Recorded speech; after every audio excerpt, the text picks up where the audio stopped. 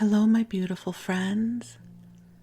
I am Bleadon-Maffei with Illuminating Souls, welcoming you to this episode of Sleepy Bedtime Blessings, a podcast designed to help you rest, relax, and fall asleep, all while deepening in your connection with your beautiful team of angels who love you so.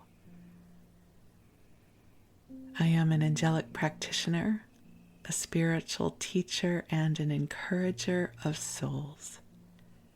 And I have the best job ever. I do one-on-one angel sessions, which are wonderful. I offer soul mentoring that allows for ongoing support as you move through a time of transformation or growth. And I also offer a variety of classes designed to inspire your spirit. And I offer a new class every 6 weeks or so. I like to mix it up. My classes are typically small in size, anywhere between 4 to 10 people.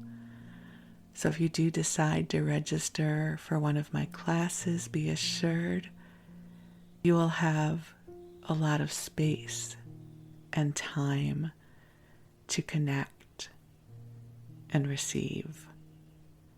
And you can learn all about all of my offerings, including my current classes, at my website, illuminatingsouls.com, where you can also sign up for my mailing list.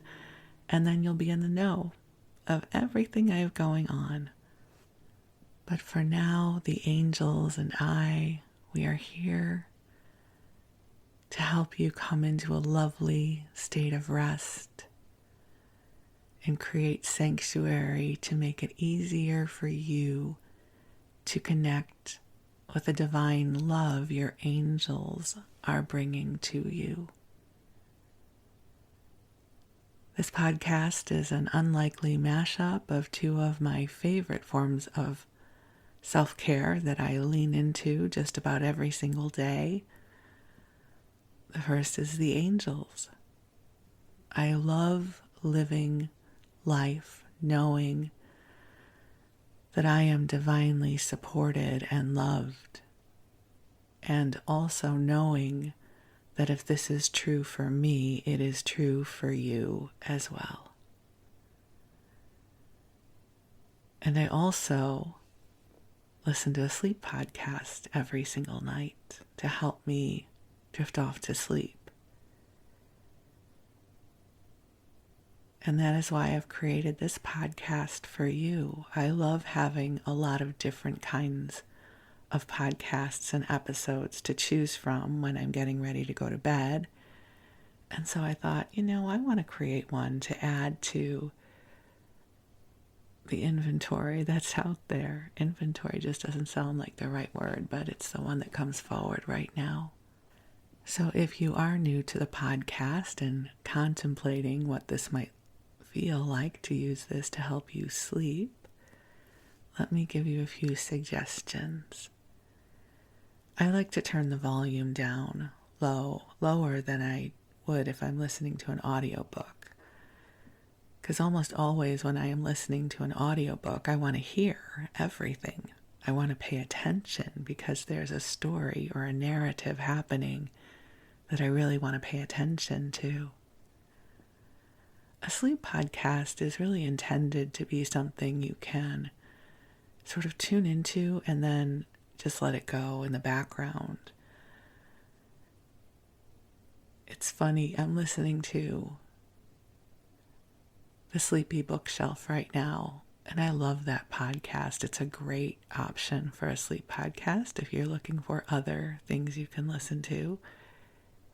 And the host, Elizabeth, reads an entirety of a book over many episodes.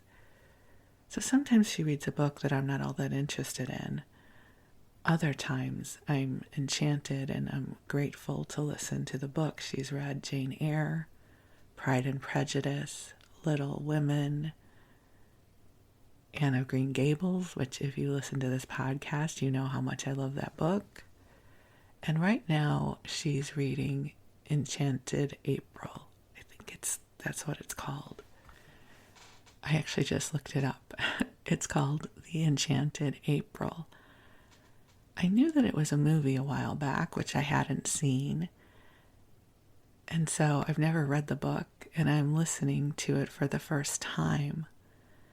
It's a lovely book, and I typically don't make it further than about 10 or 15 minutes in before I go to sleep.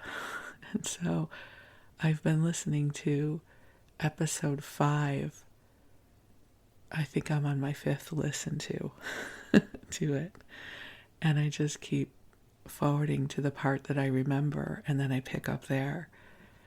It really is just a very sweet way to drift off to sleep. And so I'm hoping that this podcast will be that for you as well. And I'll also say, many of you have shared with me that you love listening during the day because you enjoy my stories and connecting with the angels. And so whether you are a daytime or nighttime listener, whether you're listening to go to sleep or you're listening because you are allowing me the great privilege of keeping you company, I am grateful you are here. You, my friend, are a blessing in this world. And the world is better because of you. So let's circle back to this concept of divine love that I started talking about a few minutes ago. Because I feel like we all need this reminder. I certainly do, and this is the work that I have devoted my life to. I don't always remember that divine love and the angels are available to me. I really live in a duality. You know, we are divine beings having a human experience. And sometimes we are very, very, very human. And that is all I can orient to on some days. I am confused or I'm overwhelmed. And I forget that I can ask the angels for help. Listen, intellectually I know that I can ask for help. But sometimes when I'm in the middle of it, I forget I can outsource. Like, hey, angels, can you help me with this? And so this concept of divine love and divine support, it is always available to us. We just don't always remember we can tune into it. And I just have to insert a little listening note here. I am recording this in the early morning and the birds are singing. Not my personal birds, the birds that live out in our neighborhood and our trees. So if you hear bird song, it is because it is here. A lovely messenger for us. So when I'm in it, when I'm in the weeds of being a human being, being Earth Girl, Laurel, I often don't remember to call in the angels for help. It is a good thing I do this work, though, because most weekdays I'm doing either an angel session or teaching or writing or some form of interaction with the angels, and they bring me back to center. So one of the ways to contemplate it is,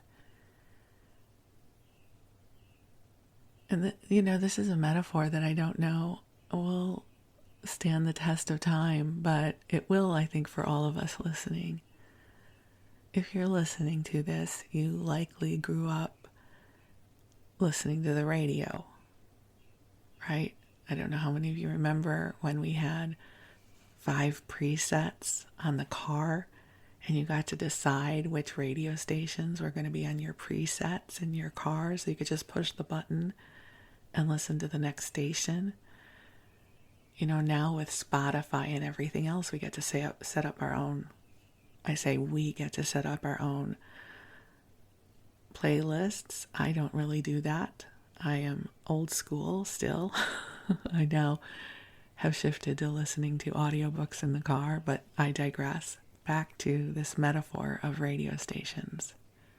So back in the day, and they still are playing, but a radio station is broadcasting whether you listen to it or not.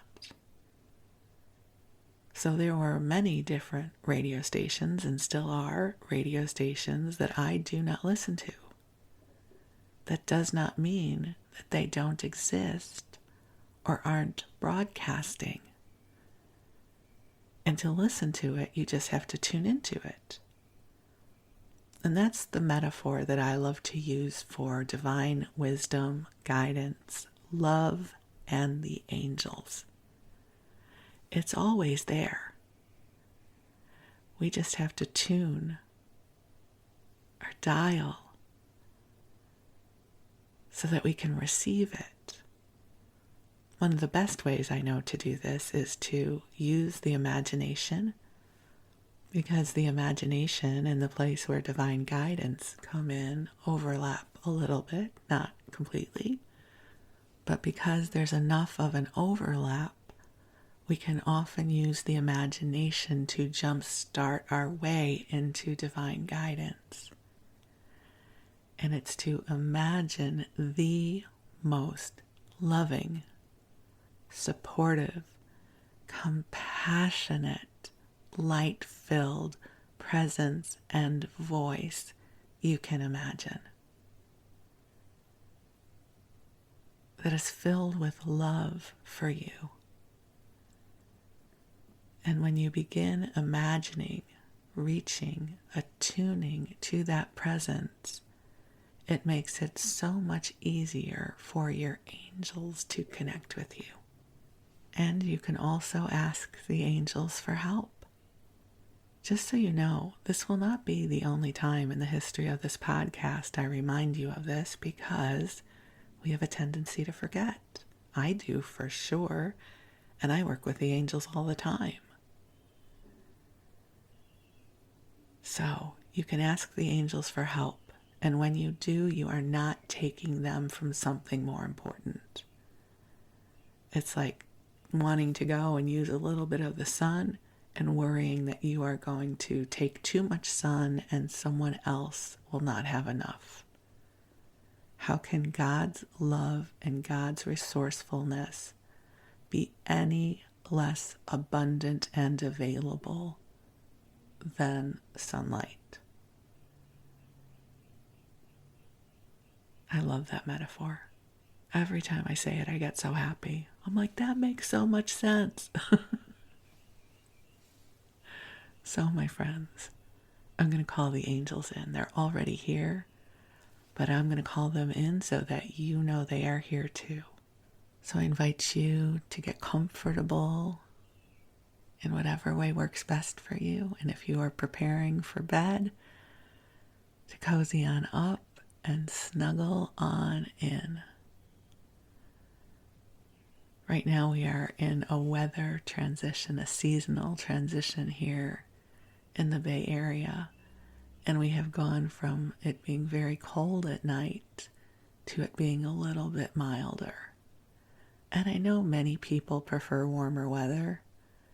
I prefer cooler weather, but not cold weather, because I like to sleep with a lot of blankets, and this is that time of year when I have to start peeling off the extra blankets. And I get so sad. I'm down to one light extra blanket right now, but that is about to go away as we get into the warmer weather here.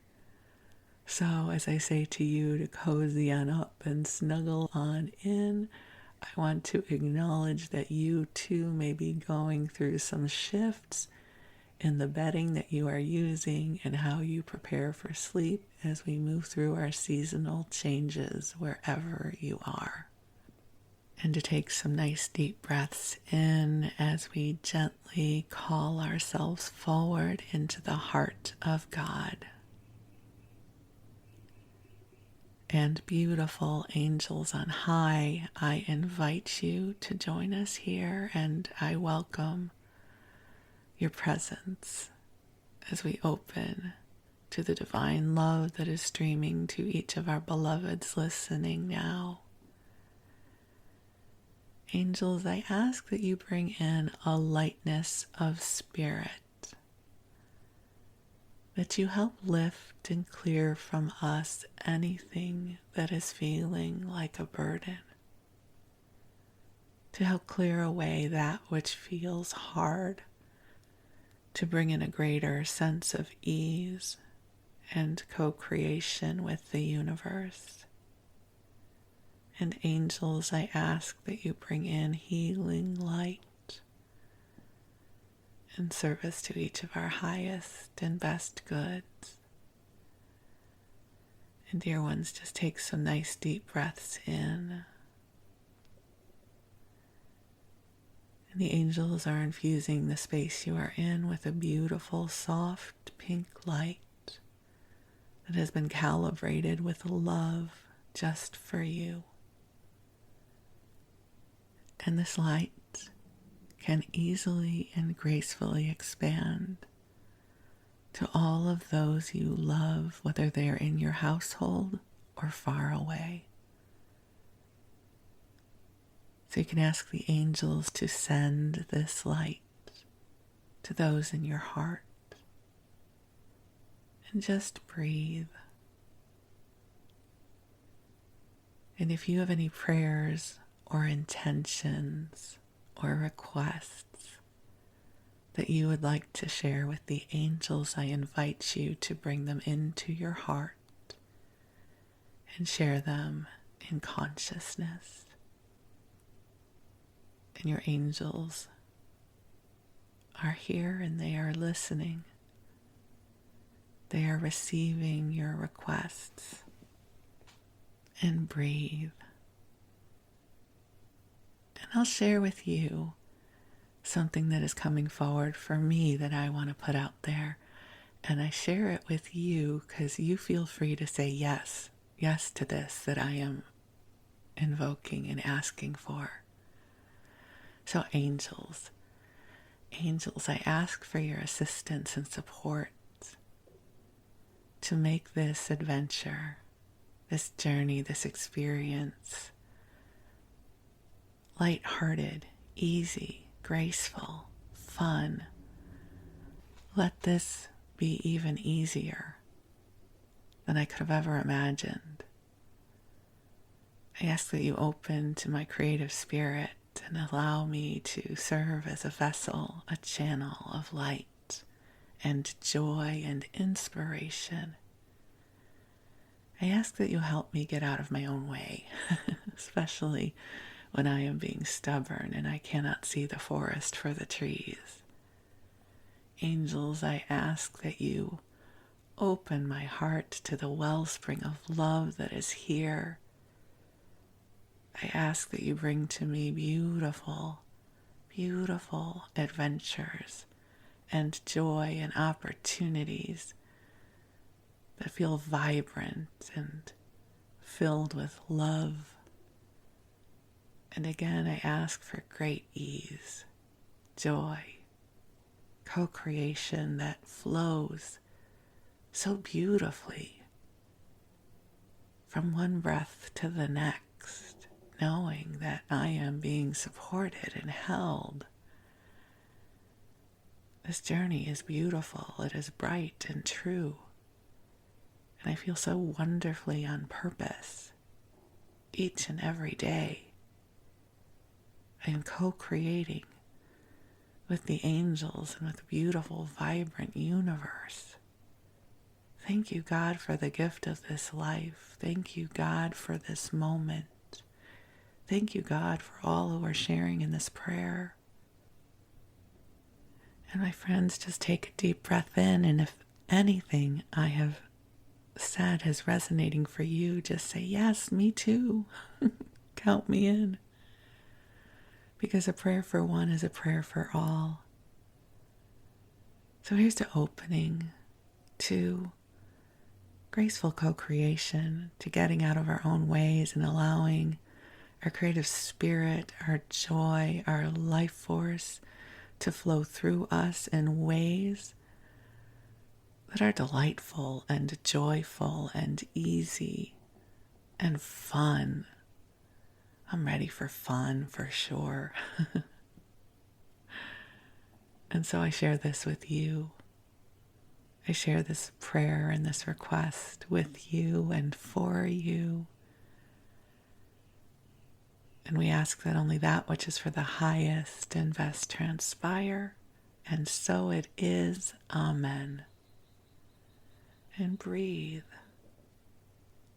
And how does that feel for you? I always ask that in my sessions. How does that feel? I know for me, I feel more joy. I feel more hopeful. I feel enthusiastic.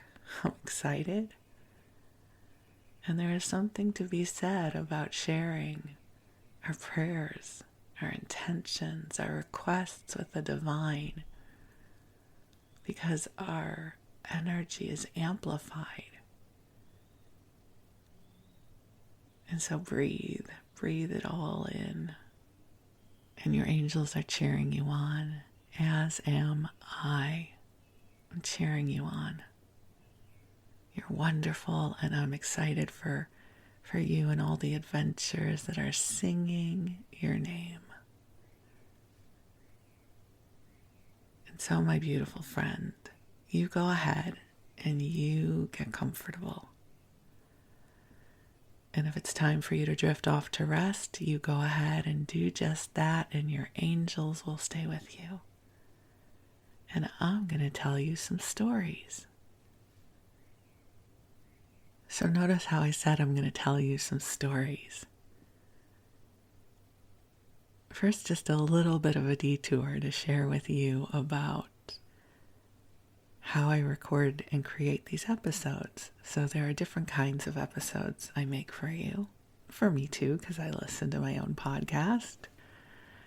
There are times that I read to you, like I read to you about Anne of Green Gables, or I might flip through an old magazine, like the TV Guide or something published at the turn of the century, and I might give you a little editorial while I read to you different articles and snippets. And then there are the ones where I tell you stories from my own life. I love making all of them for you. And each of them has their own appeal to me when I get ready to record. So there's one episode that I am going to be making for you soon, where I'm going to read some old articles about a time in history that I'm fascinated by. The thing about those episodes is they take a little more energy and time for me because I have to find the right articles. And then I always make mistakes when I'm reading. I should say. Maybe you can. But I can't read out loud for an extended period of time and not make mistakes. So I go back and I re-record it. And then I have to find the different articles. And then editing it takes more time because there are more things that I need to edit. So it's not hard. I don't want to make this sound like it's a hardship. It really isn't. It's so easy. But it just takes a different muscle for me to record those episodes.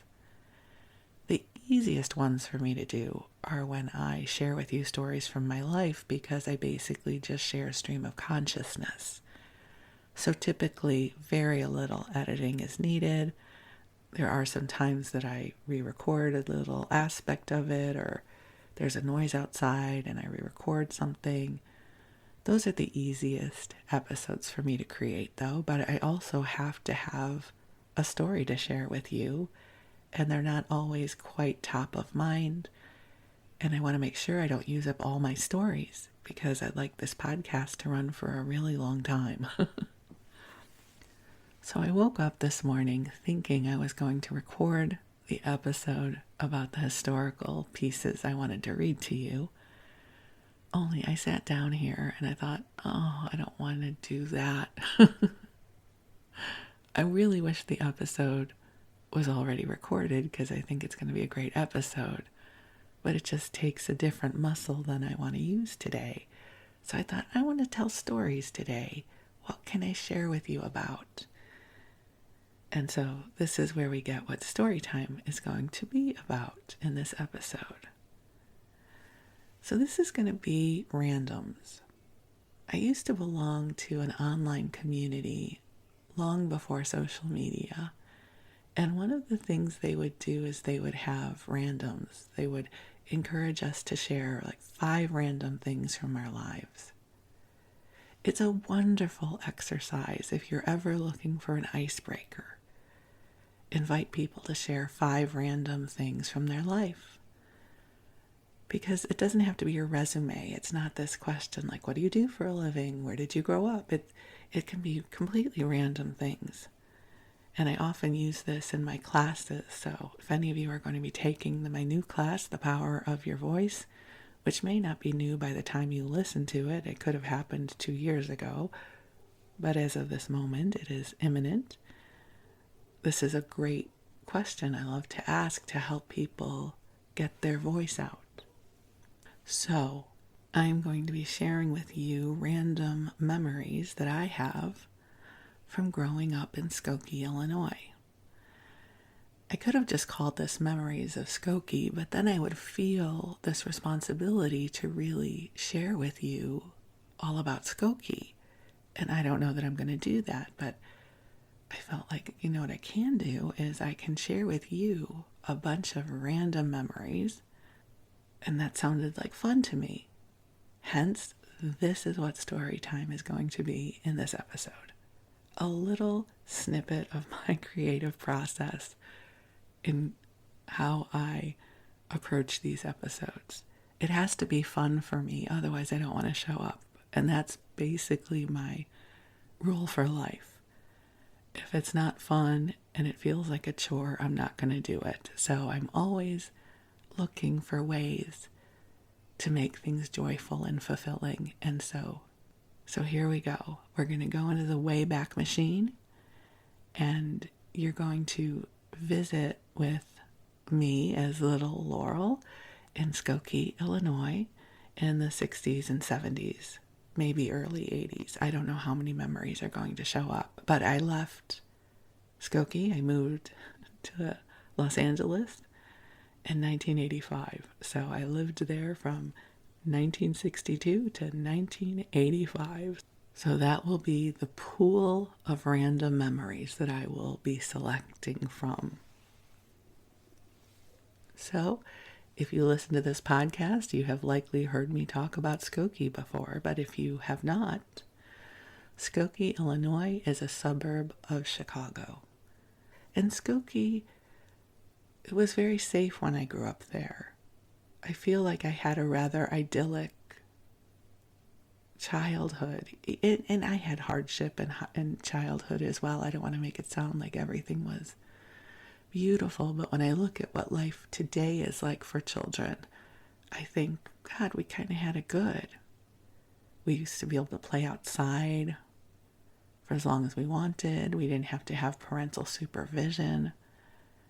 Most of the moms on our block were stay-at-home moms, and so there was always a parent around within earshot, but it wasn't the kind of thing where we had to be highly supervised.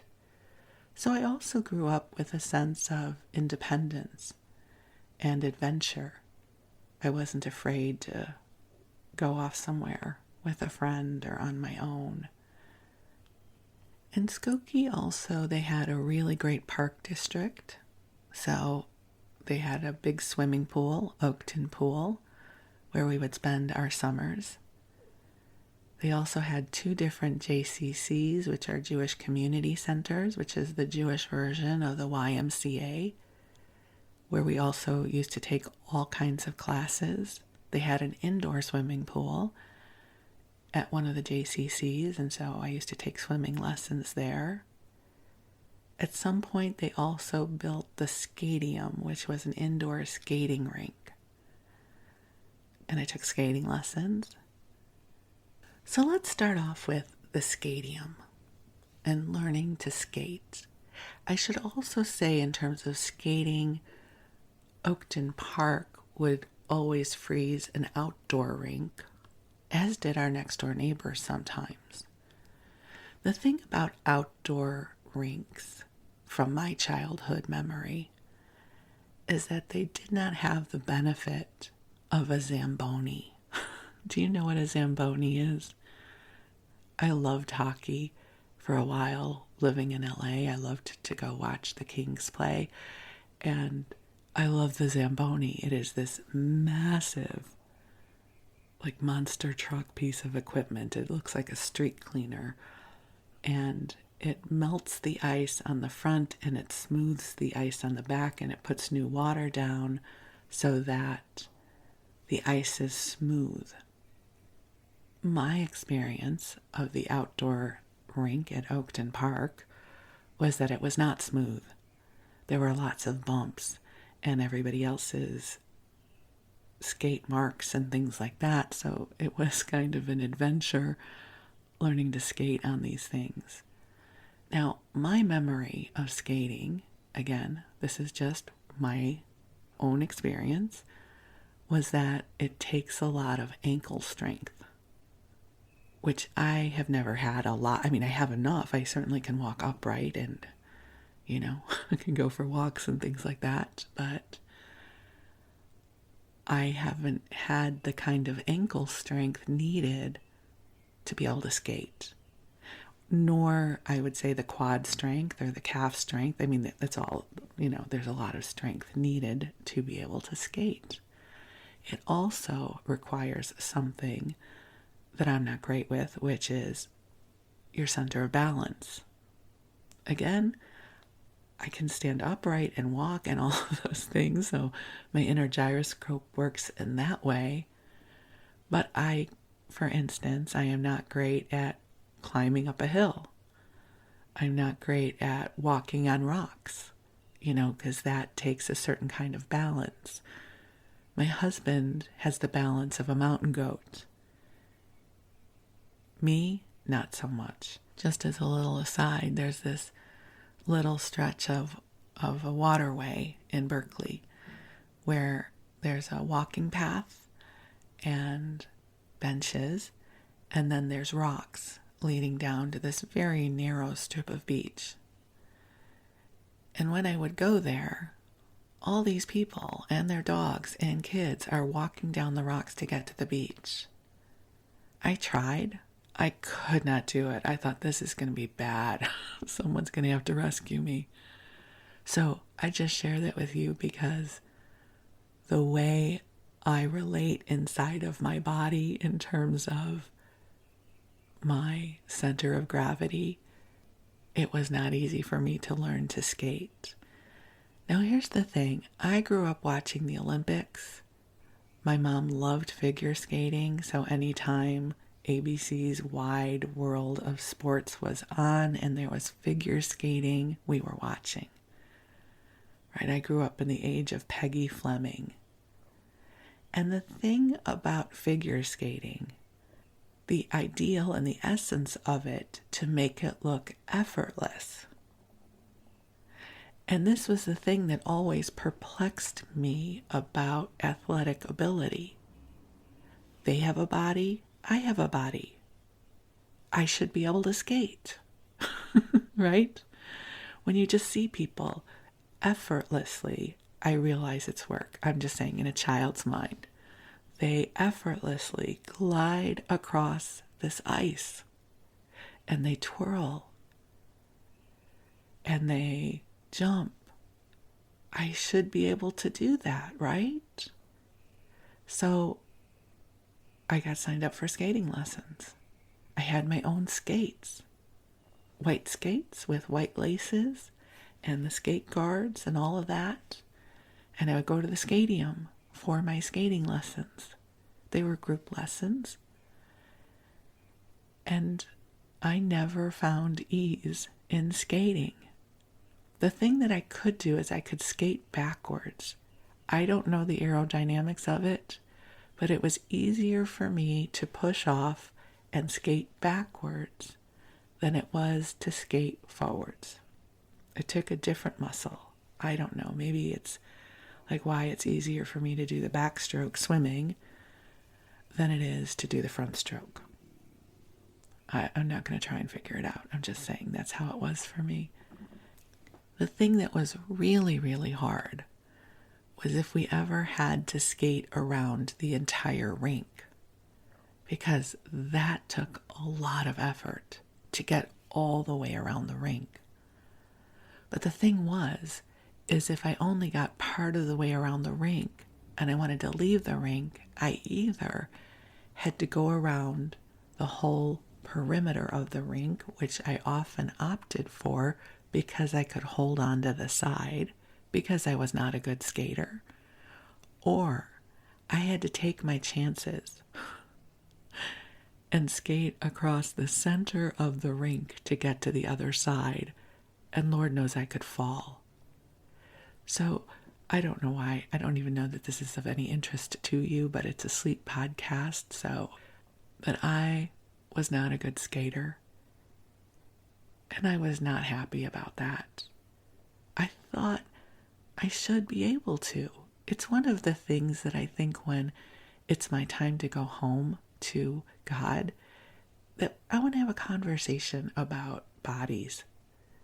That some bodies can skate, other bodies not so much. So this body that I am in did not do well at skating, even though we had the skadium, and we also had the outdoor rink at Oakton Park, and my neighbors had a rink next door, and I had all these opportunities to skate. Did not really learn to skate.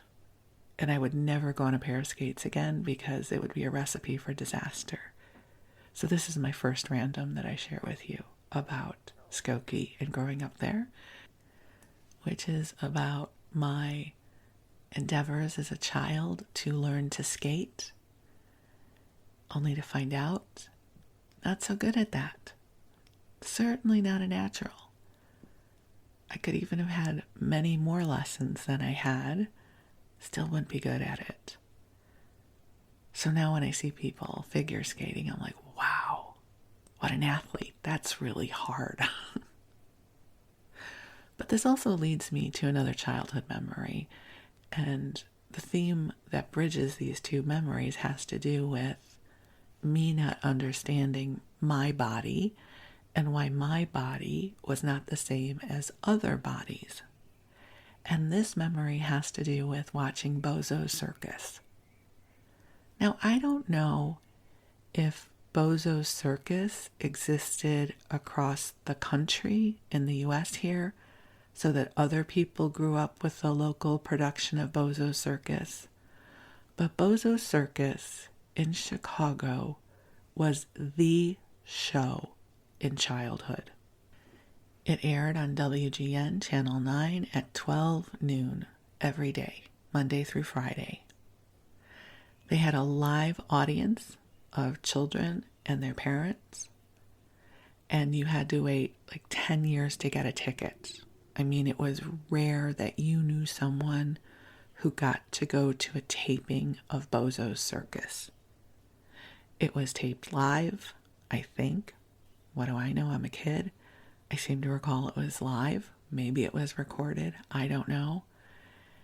It was the 60s. And so the announcer would come on, Bozo's Circus is on the air. And then it would play this circus music. And Bozo would come out. He was a clown with big red hair and giant feet and a red nose. And there were also other clowns like Cookie the Clown. So first let me share with you about why I'm relating this to the Skadium story, which is back in the 60s and maybe early 70s, acrobats were a big thing. Ed Sullivan had acrobats. Bozo's Circus had acrobats. Quite often on Bozo's Circus, they would have child acrobats, and I seem to recall many of them were from China. I don't know why I remember that, but that's my memory of it. And so these little girls would come out, probably around my age, and they would be able to do things like these back bends off of platforms to sip water from a straw. This is what I remember. They would be on this platform And they would start doing this back bend, and then they would reach their neck down, and there would be a straw and a glass of water, and they would drink the water in a back bend off a platform. Now, listen, for a 5 or 6-year-old girl, this is a life goal, right? This is a life's goal. I want to be able to do a back bend off a platform and dip my head down below my feet and drink water out of a straw. Life goal for sure. However, as a child, I did not know that these girls had been training their entire lives for this moment. I was so disappointed that I could not do an unassisted back bend. I could not go from a standing position into a back bend. I know some people could do that. I could not. I could do a bridge, which was different. What a bridge was is you start flat on the floor, you bring your feet up to your butt, and you put your hands behind your head, and then you push up with your feet in your hands, and you kind of do a bridge with your tummy. I could do a bridge. I could not do a back bend. And then I thought, well, maybe I could do the bridge and suck the water out of a glass with a straw. Oh no, I could not do that either. So I was very confused about why my body did not bend the way these girls' bodies did. They also did other things, but the thing that I really remember is the straw trick, because I was fascinated by that. I was like, how cool is that? I could just drink water out of a straw in a back bend. I was enchanted by these girls. So every time the acrobats were on, I was riveted. And then I would try and do whatever they had just done, and of course I could not. I'd already shared with you about when I was trying to teach myself to do a headstand as a little girl. That was the extent of my achievement. I finally learned how to do a headstand, and that was my big trick. I could do a headstand and stay in a headstand for quite a long time without assistance or without a wall behind me.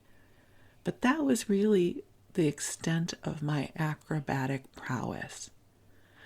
So between the skadium and not being able to skate, and the Chinese acrobats and not being able to drink out of a back bend, I was pretty disillusioned with what I was able to do in my body as Laurel. So a moment of silence for that. I don't know if any of you had those experiences. Oh, wait, I need to share with you the other thing that disappointed me about my physical ability. I was going to say agility, but I have none. So there you go. Horseback riding. How many of you as a child thought, especially if you did not grow up around horses, that once you got on horseback, you would just know how to ride? Right? I watched all of these. I don't know that we watched Westerns, but there was lots of evidence of people know how to ride horses on my television screen. Plus all the books I read as a kid about girls and their horses. And I loved horses, even though I hadn't really met any of them because I lived in the suburbs. But I just knew that when I got onto horseback, I would ride a horse because that's what you do. Not at all understanding that it is a skill set, once again, that I would not embody. So there was a stable in Skokie, it might have been in Glenview, called Harm's Wood Stable, I think.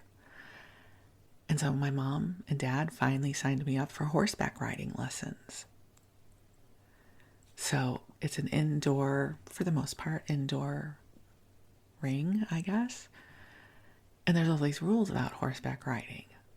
You can ride English, which doesn't have the horn, or Western that does have the horn. And if you are a horseman or horsewoman, if you're a horseback rider, Please forgive me. This is my memory of being an 8 or 9-year-old, 10-year-old girl learning to horseback ride. And in English style, I guess, you have to post, which means you have to rise your body up in harmony with the horse when they trot, which is not easy or wasn't easy for me to do. And I found, much to my dismay, I had no inherent grace when it came to horseback riding. Oh my God, I was disappointed because I had had many daydreams and fantasies about riding my horse across the open range, which did not exist in Skokie. I wouldn't even need a saddle. We would just know each other. We would know what each other wanted and needed. And I would be able to ride unhindered, uninhibited across the Great Plains with my best friend, my horse, only to discover that that is not how it works, at least for me growing up in Skokie. First off, I never, ever mastered the art of getting up on the horse on my own, unassisted. I always needed someone to boost me up to get onto the horse. I didn't necessarily have the thigh strength to really learn how to work with a horse. And so that was another one of my disappointments of being in a physical body that did not work like other people's bodies. And I don't mean that to sound really sad. I think most people could not just get on a horse and ride. I just mean this disappointment that I somehow had this childlike sense of assuredness that if these people could skate around a rink, I could skate around a rink. If these acrobats can do a back bend and drink water out of a bendy straw, I can do that too. If these people can ride across the open plain and gallop and not fall off, I can too. Only to realize that this body had its own agenda. Like, these were skills that had to be learned. And not all bodies would be able to achieve these things. Because also, if we're talking about skating, acrobats, horseback riding, what do all three of these things require to get good at them? Hard work and dedication.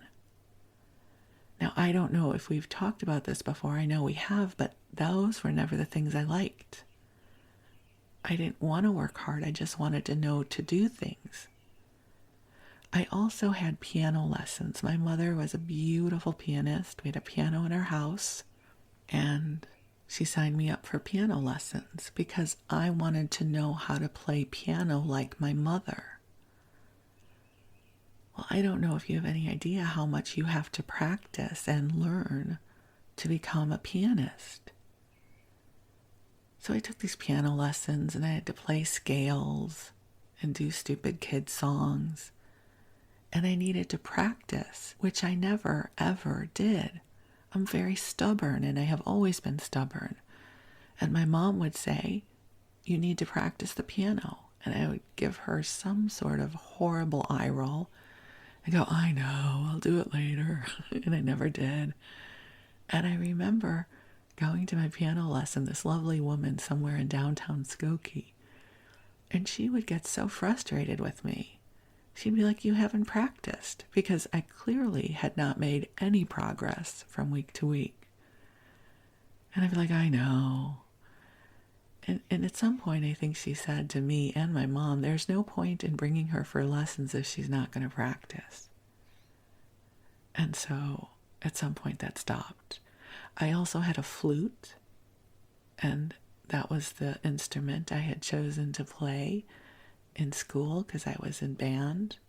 Never practiced. Just barely got along. I'm sure I was a terrible flute player. Guitar, I had guitar lessons. because I wanted to learn to play guitar, never practiced. So there's a theme. I didn't even know this theme was going to come through in this session. I thought I was just going to do randoms about Skokie.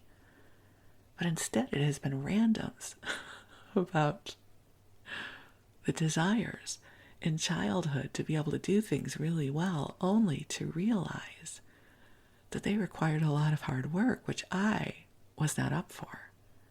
And maybe I wasn't wired for. Listen, I think I could have probably had skating lessons for hours a day, and I would not have been good at it. I'm telling you, my center of gravity and my ankle, calf, thigh strength as a child was not well honed, and I don't know that I was ever going to be somebody who could skate very well.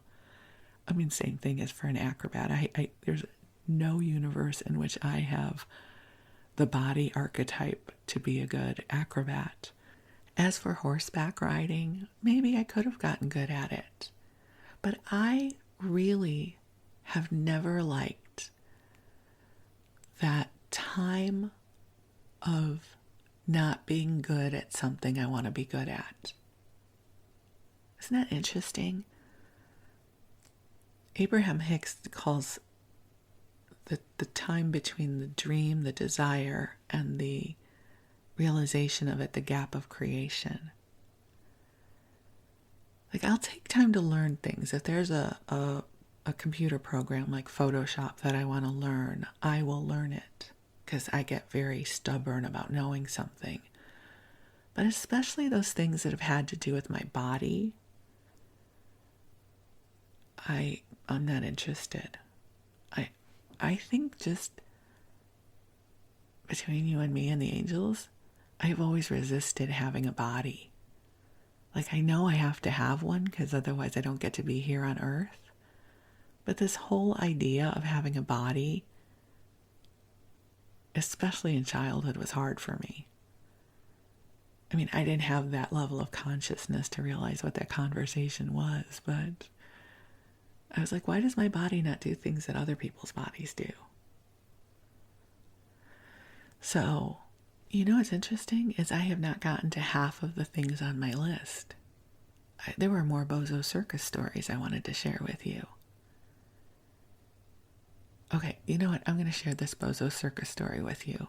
And then I'm going to save the other things on my list for another podcast. But I don't know that I'll ever talk about Bozo Circus again. And so this does not weave into the things about my body, but this is its own standalone Bozo Circus random. So here we go. So the huge thing that they did every single day on Bozo Circus was the grand prize game. I say it that way because that's how they would say it. It's time for the grand prize game. And all the kids would go crazy. And then they would pick 2 kids out of the audience. And the way they would do this is the camera person, I'm sure it was a cameraman. I don't know that they camera women back then. And they were these huge, the cameras, the TV cameras back then were enormous. I know this because I studied television in the 80s and the cameras were enormous then. So I can only imagine how big they were in the 60s. And they would jiggle it on its stand, and there would be these arrows projected onto the screen, and they would play this music, and then wherever the arrows would land, the way the camera was jiggling, whoever it landed on would get to play the game. They would pick 1 boy and 1 girl. So first off, to get tickets to go see Bozo Circus took like 10 years, or you needed to know someone. To get picked for the grand prize game was a childhood equivalent of a winning lottery ticket. Rarely happened, and I don't know that I ever knew anyone who got to play the grand prize game, but it was the pinnacle of achievement in childhood. And here's what the grand prize game was. They had 6 buckets.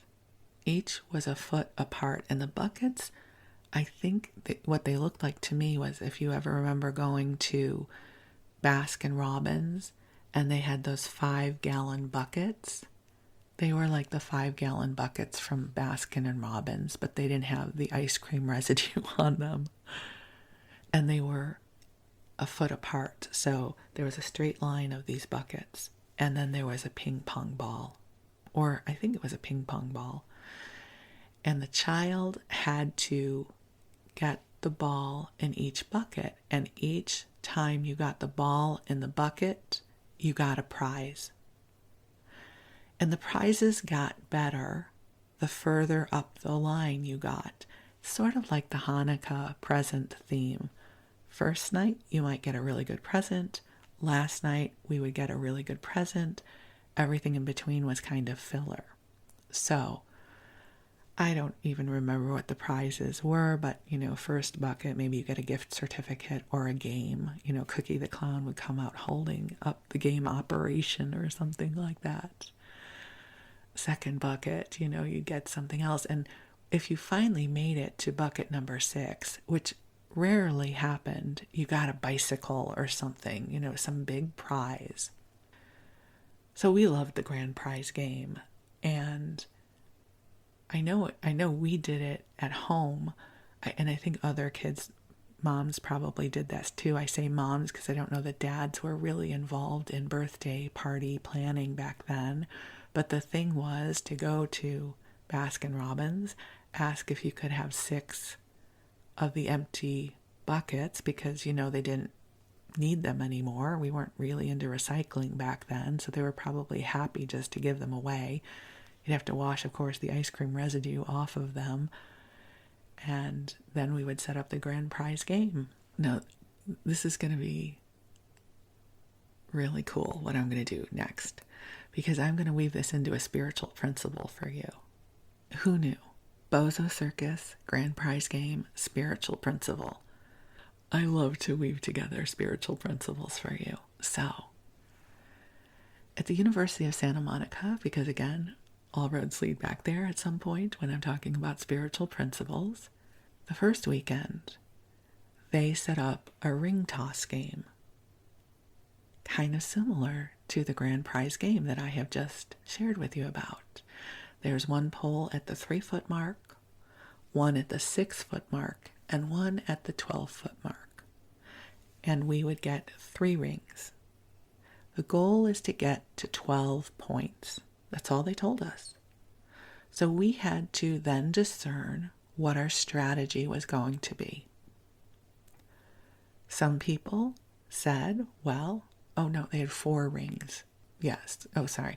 They had 4 rings because the goal was to get to 12 points. So some people decided just to take their 4 rings to put on the 3-foot pole. It was 3 feet away from them, and for most people, you can just lean over and put it onto the 3-foot pole.